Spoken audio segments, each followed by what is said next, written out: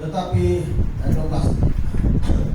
Tetapi waktu Yesus mendengar bahwa Yohanes telah ditangkap, menyingkirlah ia ke Galilea. Ia meninggalkan Nazaret dan diam di Kapernaum di tepi danau di daerah Zebulon dan Naftali, supaya genaplah firman yang disampaikan oleh Nabi Yesaya. Ya, Nabi Yesaya, tanah Zebulon dan tanah Naftali, jalan ke laut, daerah seberang sungai Yordan, Galilea, wilayah bangsa-bangsa lain. Bangsa yang diam dalam kegelapan telah melihat terang yang benar, dan bagi mereka yang diam di negeri yang dinaungi maut telah terbit terang. Sejak waktu itu itulah Yesus memberitakan, bertobatlah, sebab kerajaan surga sudah dekat. Nah, ini pertama kali Yesus tampil untuk memberitakan Injil. Ini pertama kalinya Yesus tampil untuk memberitakan Injil. Tetapi ketika Yesus tampil memberitakan Injil, sudah awal-awal Yesus cakap, kita terus ayat ini 17, dia bilang, sejak waktu itulah Yesus memberitakan, bertobatlah, sebab kerajaan surga sudah dekat. Nah, lihat, dari awal Yesus memberitakan Injil, bertobat, sebab kerajaan surga sudah dekat. Seringkali sudah dicakap-cakap sampai berapa sekarang bahwa kerajaan surga sudah dekat. Amin. Bermakna Tuhan bukan berbohong bahwa kerajaannya sudah dekat. Sebab satu hari di hadapan Tuhan, pengiraan di hadapan kita manusia adalah 1000 tahun. Nah, satu hari di hadapan Tuhan, pengiraan di hadapan kita 1000 tahun. Kita sadar 1000 tahun di hadapan kita, Tuhan mengiranya satu hari. Jadi itulah sebabnya orang kelihatannya macam tidak betul apa yang terkatakan, tapi memang betul kerajaan surga sudah dekat. Kalau Tuhan bagi dunia ini 5 hari tahun, umur orang tidak sampai 5.000 tahun, dia mati sudah. Jadi dari itu Yesus juga memberitahukan, bertobatlah, kerajaan surga sudah dekat. Jadi kalau ada hamba Tuhan yang menyatakan harus bertobat, sebab kerajaan surga sudah dekat, itu betul, karena Yesus ucap demikian. Amin. Dari itu saya bilang, itu merupakan peringatan betul-betul kepada kita bahwa kita harus berjaga-jaga senantiasa, sebab memang kedatangan Tuhan sudah dekat. Kita tidak tahu bila, tapi kedatangan Tuhan sudah dekat. Jadi kenapa perlu selalu dikasih ingat, itu memperingatkan kita semua, ya, supaya senantiasa berjaga-jaga. Jadi orang Kristen itu harus senantiasa berjaga-jaga.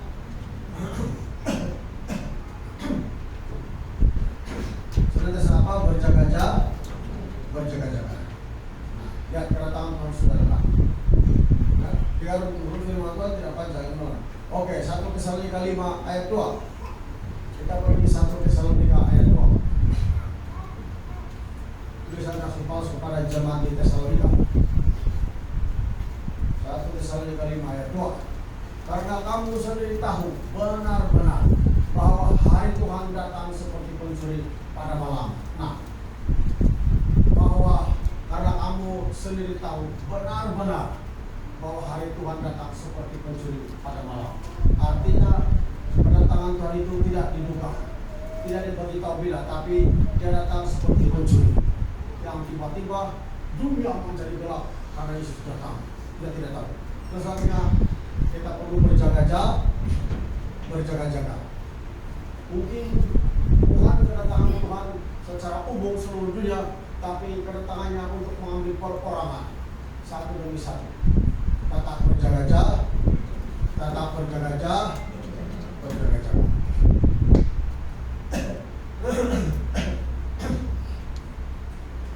Ambil di kampus saya beli saya makan obat Panadol sama antibiotik.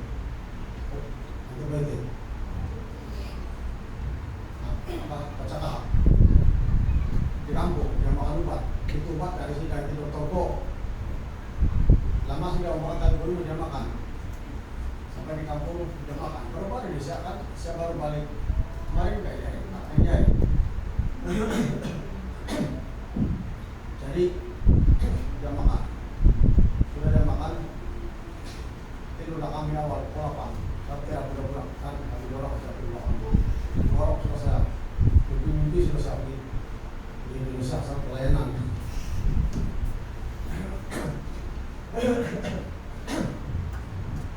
Tiba-tiba ini saya bilang, tidak sebangun saya, itu sudah terbangun. Kenapa saya bilang? Udah mulai bilang memang saya mau sosok sudah berhasil tangan, kalau saya patung dulu, sosok sudah betul bilang.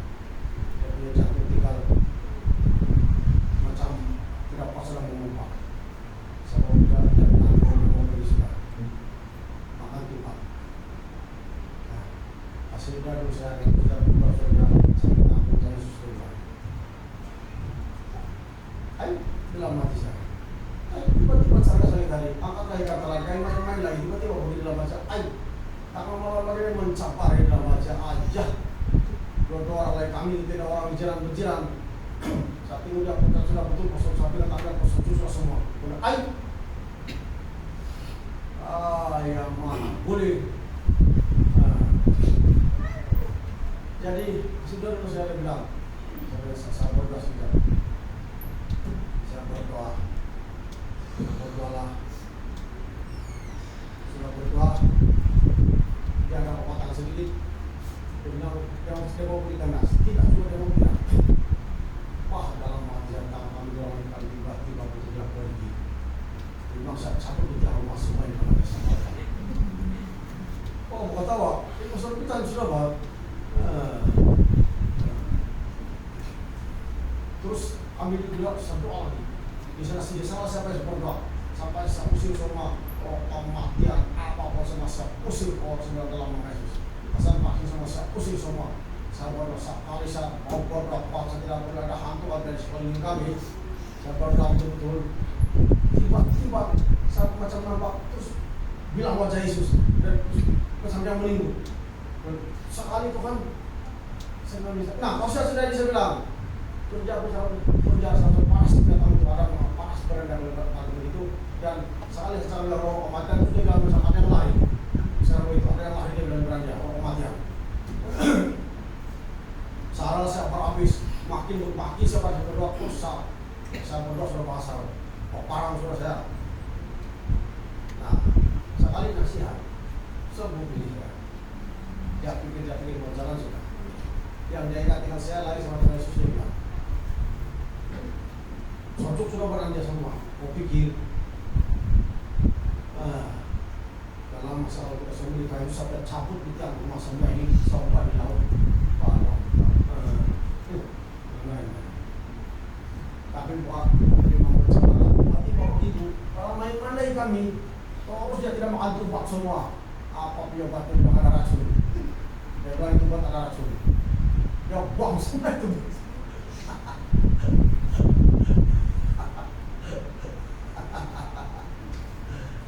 Bukanlah tidak minta periksa dokter, bukan sombong, sudah ada dokter itu tahu. Tapi itulah perlu sekarang ini kita perlu iman yang kuat. Amin. Bukan lagi yang melanda kita, baru soal penyakit pun perlu juga ada iman yang kuat. Kalau tidak nanti banyak orang yang pilih macam-macam. Nah, syukur jugalah Tuhan tidak kasih biarkan. Sampai terus ada bisa seperti pagi sampai berdoa. Bisa tiada sudah mulai hari sebilang tiada sudah menyerang kau sebilang apa kau sudah waktu lima tiada sudah. Nah kamu ingat saya cakap ini hari kamu ingat kamu tidur. Kalau saya sudah sampai waktunya itu kalau boleh tiada sudah apapun tiada sudah coba kamu perhati. Saya tidak tahu dari pikiran saya atau dari hati saya macam ada begitu contoh kerja tiada lagi menyerang kau sebilang boleh hari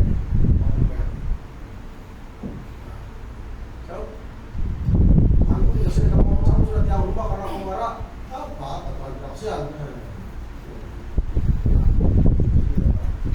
Jadi maksud Tuhan kamu pun sendiri tahu benar-benar bahwa hari Tuhan datang seperti pencuri itu termasuk begitu tahu bukan seperti utang termasuk begitu tiba-tiba termasuk begitu maksudnya termasuk dia syok-syok sana sini, jalan sini. Kami tidak mau berjaga-jaga. Apa ada suatu persediaannya? Pada tangan Tuhan, artinya tiba-tiba Tuhan mengambil nyawanya. Dia tidak berjaga-jaga. Saudara situ, saya pun pernah terberak, saudara ada iman kalau kami orang sampai yang bersejuk. Begitu juga saya. Ini tengah malam di mana hospital mau pergi di dalam hati saya. Ya, cuma aku pikir. Itu terberak sudah akan berkurang 1.4 padahal tidak juga. Saya bilang, saya bilang Frisa, berpas nama, saya berdoa Tuhan dan nanti ada jalan lain di Tuhan. Kalau bukan dengan Tuhan, saya usir semua orang kematian. Kalau rojak orang kematian masuk melalui vaksin setelah apapun, saya usir semua dalam nama Yesus. Sekali saya usir orang kematian, terus bilang Frisa ada yang keluar. Anak ini berani, anak kau tinggi. Hati-hati. Itulah kita perlu berjaga-jaga. Kamu pikir karena roh kematian enggak? Ada itu. Jadi inilah karena masa mulainya jemaat Tuhan. Saya percaya ini salah satu juga karena tangan Tuhan yang kita tidak tahu. Kita tidak jaga-jaga, maka kita sukses dalam perkara dunia. Sana sini injak yang banyak. Ini jalan sini sana sini mana? Kau tahu ingat lagi sampai apa semua? Mana kau tidak berjaga-jaga? Jalan sudah kau tahu nak. Bagaimana? Kalau tiba-tiba ada begitu datang, ada roh kematian datang, tidak melindungi kau karena tidak persediaan. Amin. Kan roh kematian di mana-mana, di kota Kinabalu, di kampung, di Kundasan, di Ranau, di Sentopoint, di Megalo, Long Mega, Sutrahabo, Bonio Wan, Bonio, semua ada itu. Di mana-mana ada roh kematian. Amin. Maka berjaga-jaga. Amin. Berjaga-jaga senantiasa. Nah itu berjaga-jaga. Dan kalau pilih di firman Tuhan itu remis saja. Serius berjaga-jaga. Seandainya ada masalah begitu dan kami juga tidak berjaga-jaga, saya tidak berjaga-jaga, sudah saya tidak bertobat, saya tidak berdoa. Apa yang Tuhan mau? Siapa yang mau berdoa untuk istri saya? Betul tidak? Siapa yang mau berdoa untuk istri saya? Tiada. Kali untuk kami dua-dua. Sekali kami itu tengok apa kami di rumah sudah mati. Terus orang bilang mungkin orang ini bercipik dua-dua ini.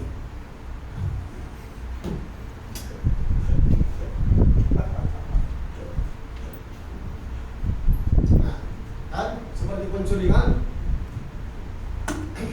Kalau seandainya saya pun tidak mau berdoa, tidak mau percaya pada Yesus, siapa yang kasih doa bini saya? Tapi macam ada suara. Mulai dari sekarang dari itu, saya bilang bisa terlalu banyak penjara kosong. Kita tahu waktu itu ada pemerannya saya, kita tinggi. Bukan kita mau kita mencoba nanti lah, tapi kita harapkan begitu. Amin. Harapan begitu. Kalau kata-kata lain menenangkan tempat tanah, saya bilang begini saat aku berada di barat, dia bilang, kamu tidak apa sampai di barat, saya bilang. Oh ini saya bilang, suruh terima kasih sama barat itu pentalan kami suruh naik. Saat saya kata dia bilang, ayo, bilang bisa, hati-hati, kamu yang di barat mana sudah bilang, ayo. Baru patang patang itu, jam 6.30, 5.30, ada pulang. Kami sekali malam pulang pada, begitu. Nah, tidak disangka-sangka kan? Tidak disangka-sangka, Yesus bilang, aku datang seperti pencuri. Kan banyak yang tidak disangka-sangka, orang mati tidak disangka-sangka. Woi, duduk saya, gimana peserta bangun begini? Orang bilang begini.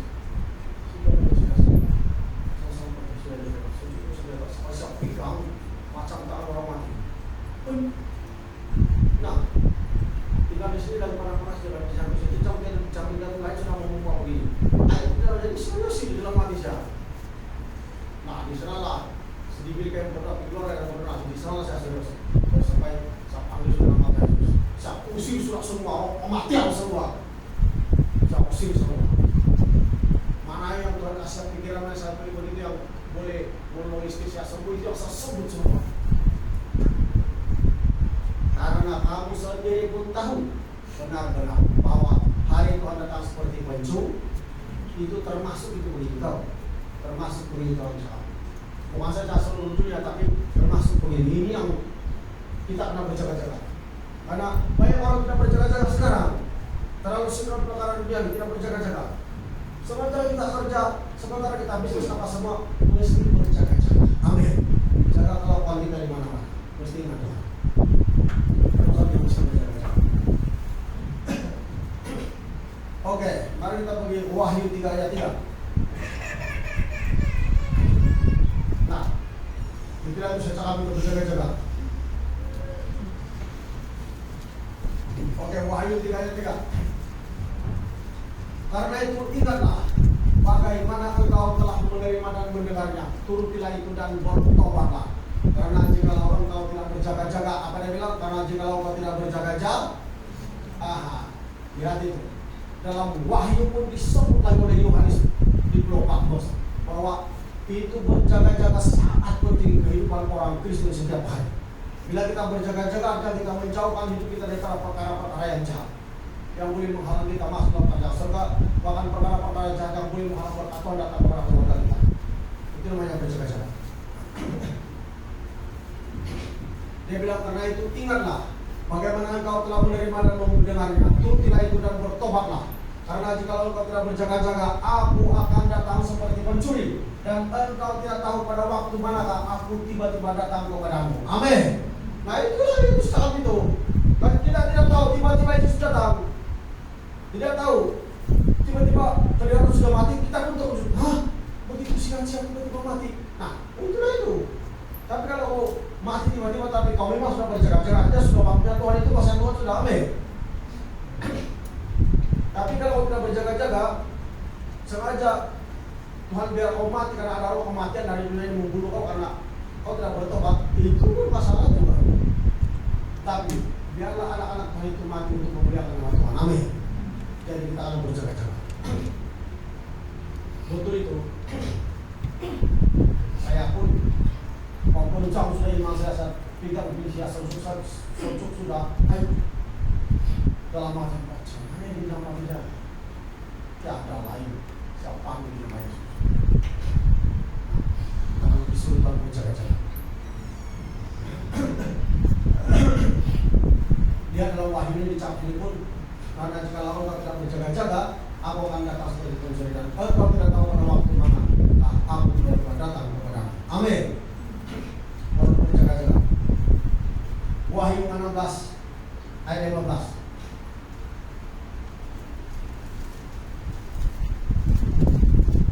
Lihatlah, aku datang seperti pencuri. Berbahagialah dia yang berjaga-jaga dan yang memperhatikan pakaiannya, supaya ia jangan berjalan dengan telanjang dan jangan kelihatan kemaluannya. Sekali lagi. Apa dia bilang? Lihatlah, aku datang seperti pencuri. Artinya tidak ditahu. Itu kan sebab tadi tiba-tiba orang mati tidak ditahu. Berbahagialah dia. Siapa yang berbahagia? Dia, yaitu orang yang senantiasa berjaga-jaga dan memperhatikan pakaiannya. Ya, dia tetap memperhatikan pakaiannya supaya ia jangan berjalan dengan telanjang dan jangan kelihatan kemaluannya. Supaya kalau dia perhatikan pakaiannya, jangan kelihatan telanjang. Kita bilang jangan kelihatan kemaluannya. Apa maksudnya? Bila bicara soal pakaian, itu bicara soal perbuatan kita hari-hari. Amin. Kalau kita bilang bicara soal perbuatan kita hari-harian, perangai kita, kelakuan kita. Kalau kita tidak jaga pakaian kita itu atau perbuatan kita hari-harian, baguskah tidak? Nah, itu menunjukkan kelihatan ketelanjangan rohani kita. Amin. Orang lihat kita berpakaian tapi secara rohani kita sudah telanjang seperti Adam dan Hawa di Taman Eden.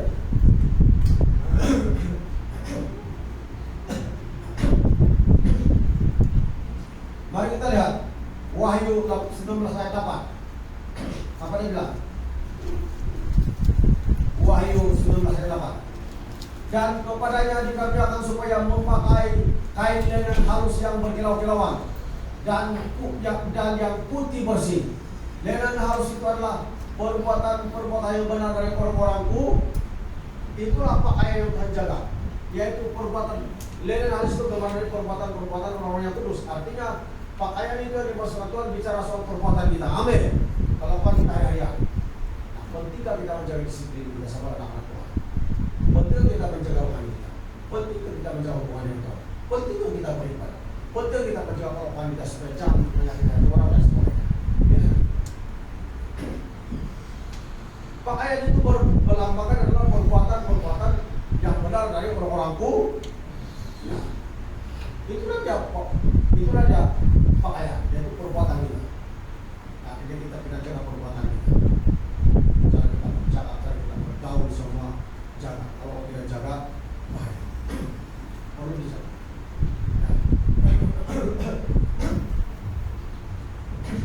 Matius 25 ayat 13. Kita mau pergi ayat terakhir. Kali. Matius 25 ayat 13. Karena itu berjaga-jagalah, sebab kamu tidak tahu akan hari maupun akan saat. Nah lihat, berapa kali sudah soal berjaga-jaga dalam kita tidur supaya kita berjaga-jaga. Jadi peringatan kepada kita sebagai orang Kristen bahwa kita harus hidup senantiasa berjaga-jaga setiap hari. Amin. Ini peringatan ini. Dan bukan kepada seorang saja, tapi kita semua. Supaya kita berjaga-jaga, supaya kita berjaga-jaga. Kita semua berjaga-jaga. Ya. 2 Petrus 3 ayat 8 hingga 9. 2 Petrus 3 ayat 8 hingga 9.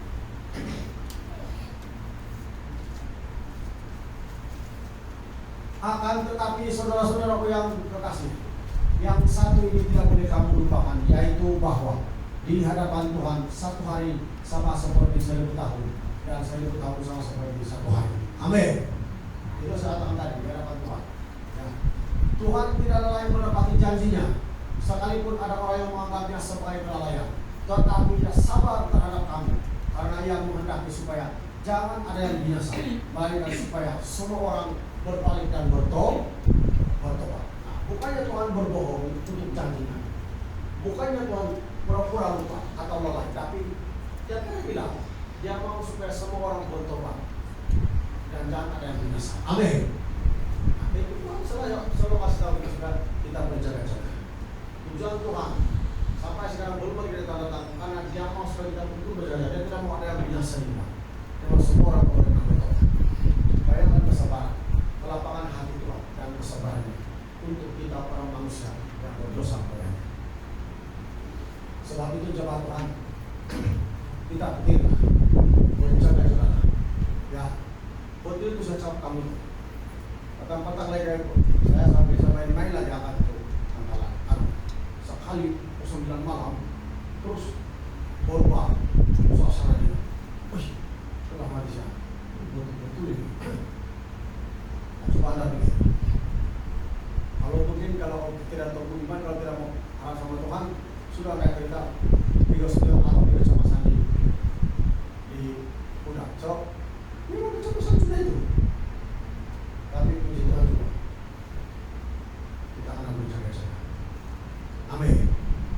Artinya apa yang perlu berjaga itu kelakuan kita itu sudah. Jangan sampai menyimpang dari kebenaran firman Tuhan. So, kalau menyimpang saja, nanti tiba-tiba roh kematian masuk kan bisa. Jadi harus bisa berjaga-jaga.